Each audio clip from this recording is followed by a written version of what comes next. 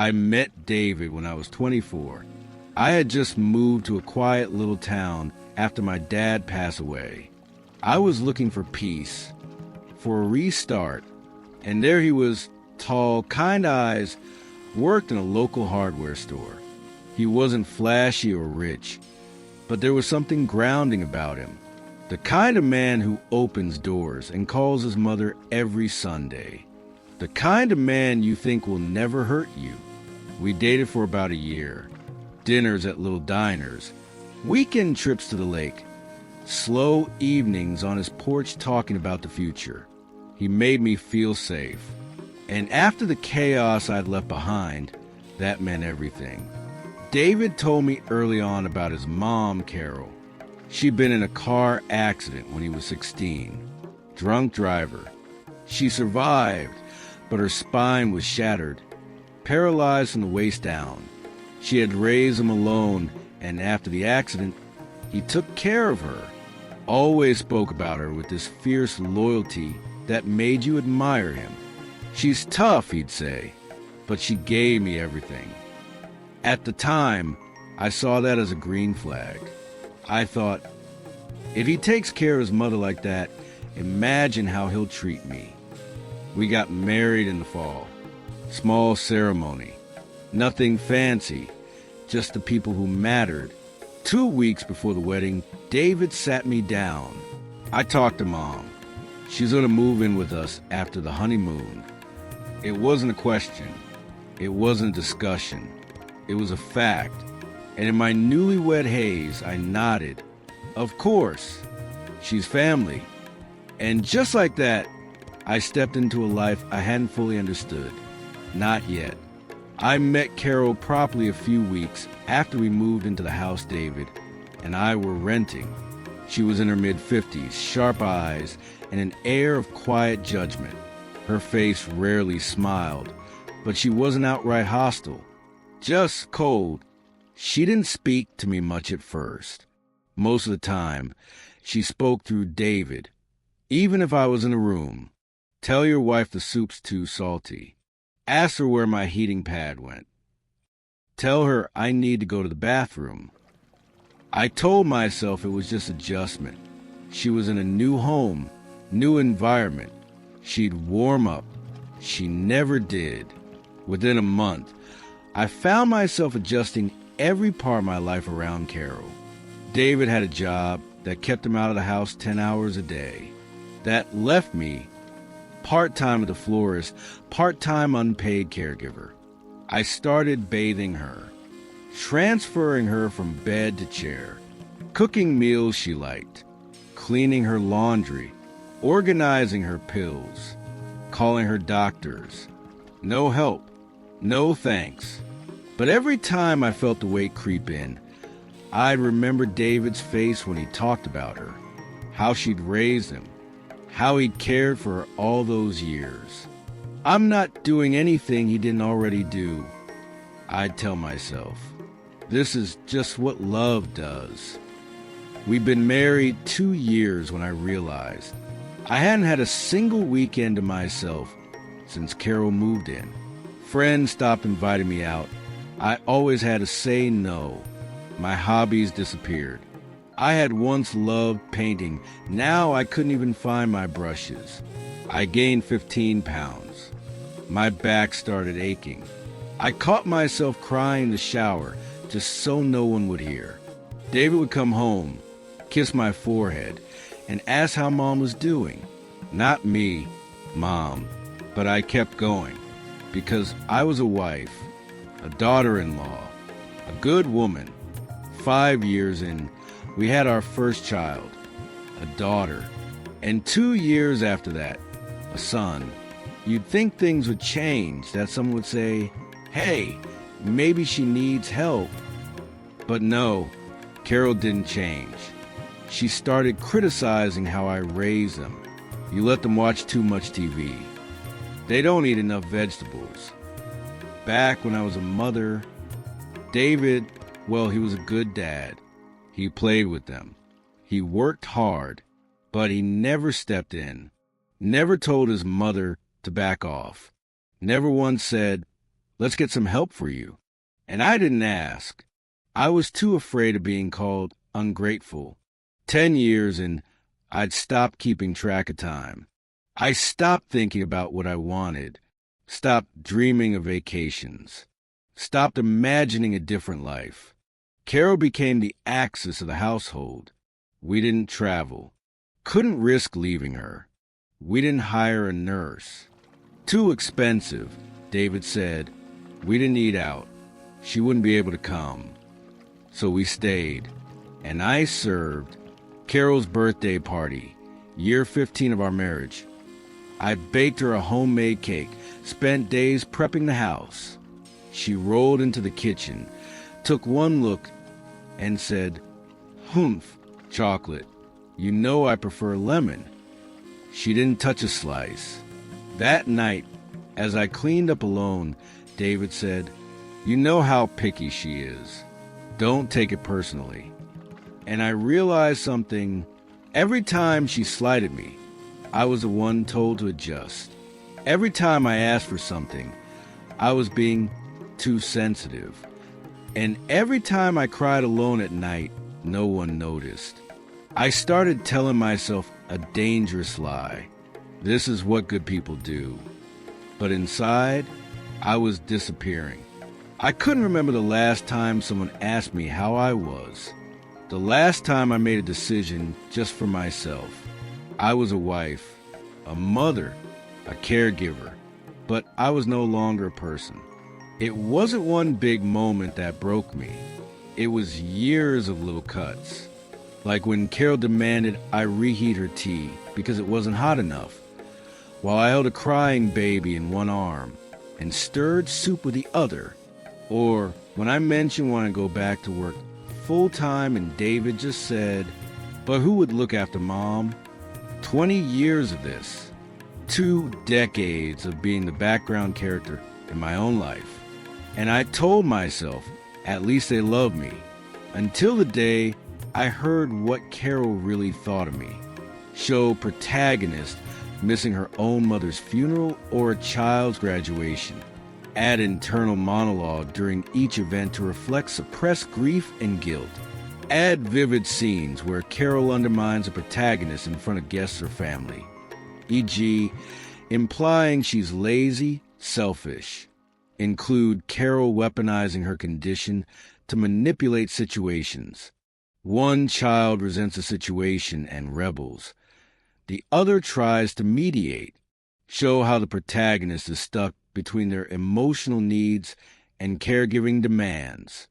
Build scenes where David chooses Carol's comfort over protagonist's sanity.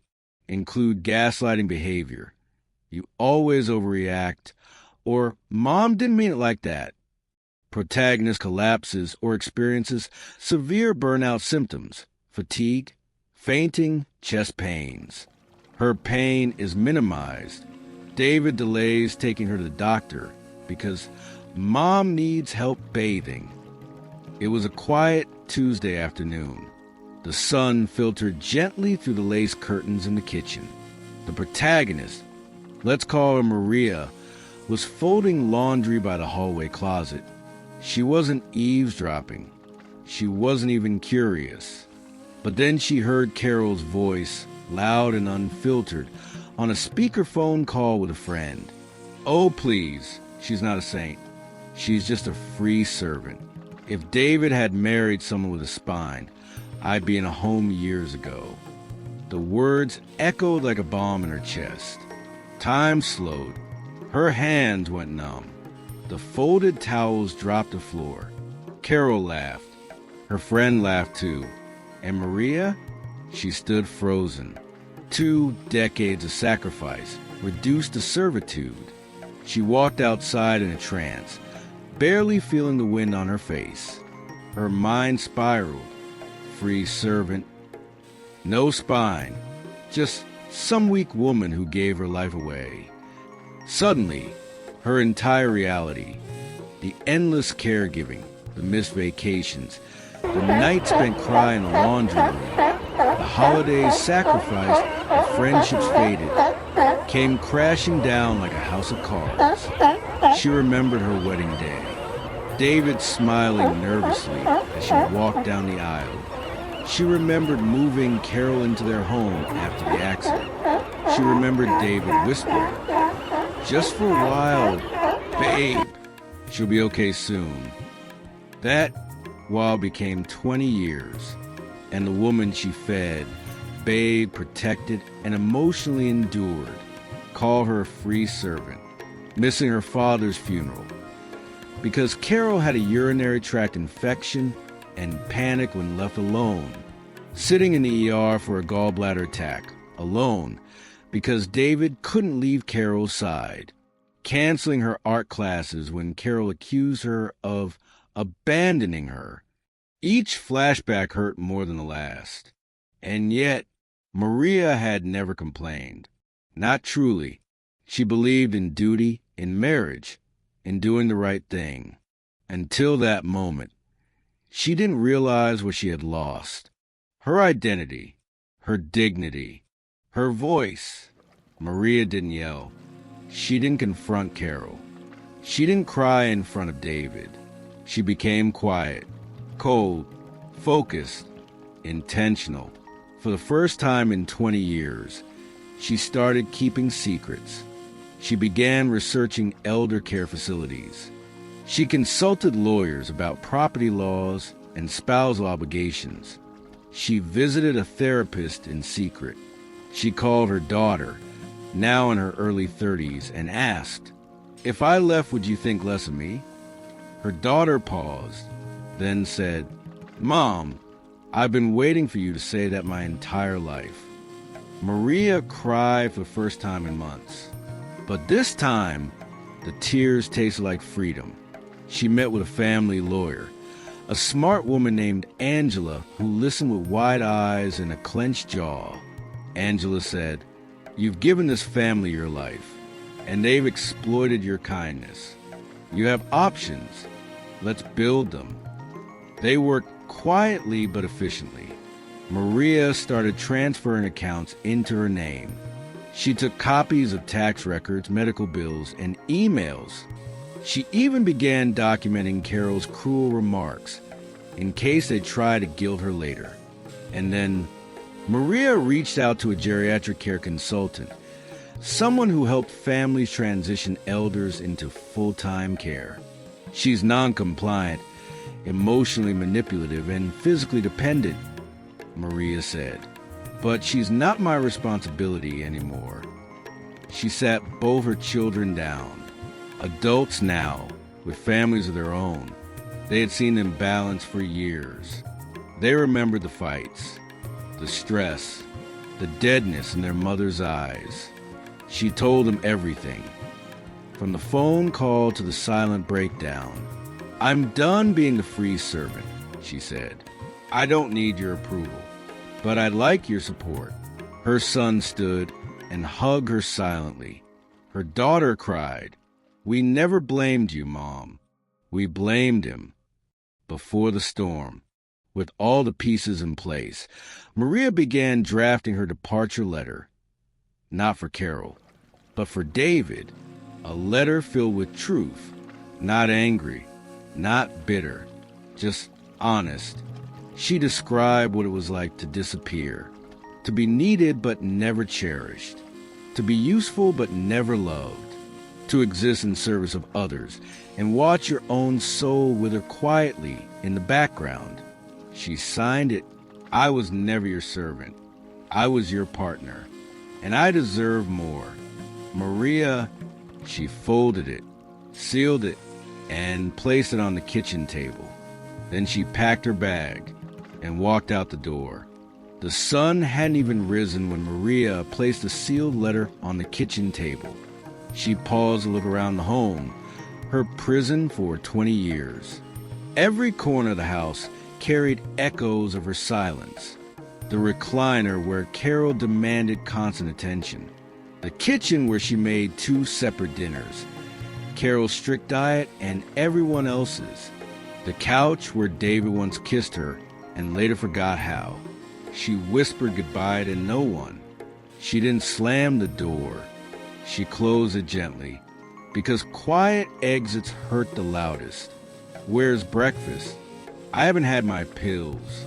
What is she doing, sleeping in? David yawned and wandered downstairs. That's when he saw the letter. His name. Her handwriting. He opened it confused. By the time he finished reading, his hands were shaking. Carol's voice called from the bedroom again, more aggressively now. David, tell that woman to do her damn job. David blinked, still trying to process the letter in his hands. She was gone. David had no idea how to assist his mother's bathroom routine. Carol screamed at him when he accidentally pinched her skin with the lift. She refused to eat his microwave meals. He couldn't manage her medications, her therapies, her transfers. The house descended into chaos. Carol called Maria's phone over and over again, each time voicemail. She left voicemails laced with guilt, gaslighting, and fake apologies. I didn't mean it. You know how I talk. You're really going to do this to me? You owe me after everything. Maria never picked up. In less than a week, David was calling care agencies. Most were booked. Some were outrageously expensive. He hadn't realized the cost of round-the-clock elder care. For 20 years, Maria had done it for free. He was forced to dip into savings, their retirement fund, the kids' education account. He called his children, trying to guilt them into pitching in to help with their grandmother. Both said the same thing. You let Mom drown. You fix it. 2 weeks after Maria's departure, the kids came to visit. David expected support. What he got was accountability. His daughter looked around the messy, echoing home, and said, "So this is what happens when Mom isn't here." His son sat down, arms crossed. "Do you even realize what you did? She gave up everything. And you let her." David tried to explain, tried to justify. She never said anything. She just did it. His daughter snapped, "Because that's who she is. She gave, and you took. That's not love, Dad. That's exploitation." David finally cracked. He slumped into the couch, tears in his eyes. "I didn't mean to lose her." His son stood. "You didn't lose her, Dad. You threw her away, one ignored day at a time." Maria was living in a small cottage 2 towns over. The air smelled of pine. She hadn't set an alarm clock in weeks. Each morning, she walked by the lake with a cup of coffee. She joined a watercolor painting class. She reconnected with old friends. She laughed again, soft, hesitant at first, then freely. She read the news without interruptions. She ate food while it was still hot, and she never looked back. One day, her daughter visited. They sat under the porch light, drinking tea. "Do you regret it?" her daughter asked. Maria smiled gently.